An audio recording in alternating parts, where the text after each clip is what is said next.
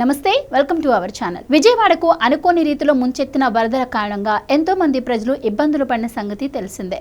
చాలా మందికి ఇల్లంతా వరదతో నిండిపోయి ఇంట్లోని ఎలక్ట్రానిక్ సహా సాధారణ ఉపకరణాలు అన్నీ కూడా పాడైపోయాయి. ముఖ్యంగా గ్రౌండ్ ఫ్లోర్లో ఉన్నవారు చాలా నష్టపోయారు కూడా. దీంతో వారిని ఆదుకునేందుకు చంద్రబాబు పెద్ద మనసుతో ముందుకొచ్చారు. వరద కారణంగా నష్టపోయిన వారికి ఒక్కో ఇంటికి 25,000 పరిహారం ఇవ్వాలని నిర్ణయించారు.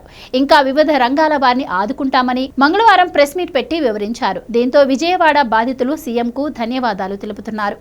ఇక వరదలో ఇల్లు కోల్పోయిన వారికి ప్రభుత్వమే ఇల్లు కట్టించి ఇస్తుందని చంద్రబాబు భరోసా ఇచ్చారు.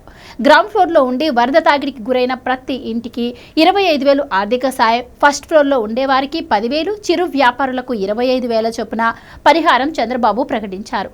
బైక్స్ దెబ్బతింటే 3,000, ఆటోలు పాడైతే 10,000 ఇస్తామని ప్రకటించారు. పైగా బైక్ల ఇన్సూరెన్స్, రిపేర్లకు సంబంధించి ఇప్పటికే 9,000కు పైగా క్లెయిమ్లు పరిష్కరించినట్లు చంద్రబాబు తెలిపారు.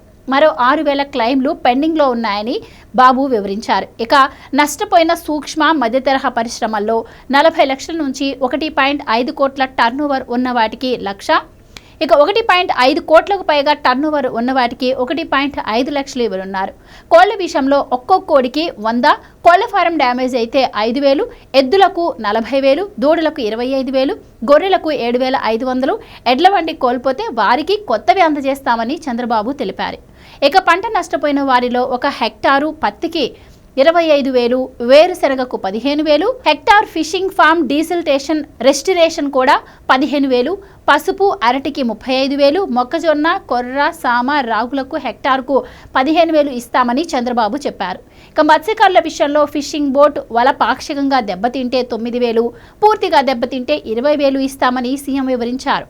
సెరికల్చర్కు 6,000, గేదెలకు 50,000, వరి ఎకరాకు 10,000, చెరకుకు 25,000 చొప్పున పరిహారం ఇస్తామని బాబు ప్రకటించారు.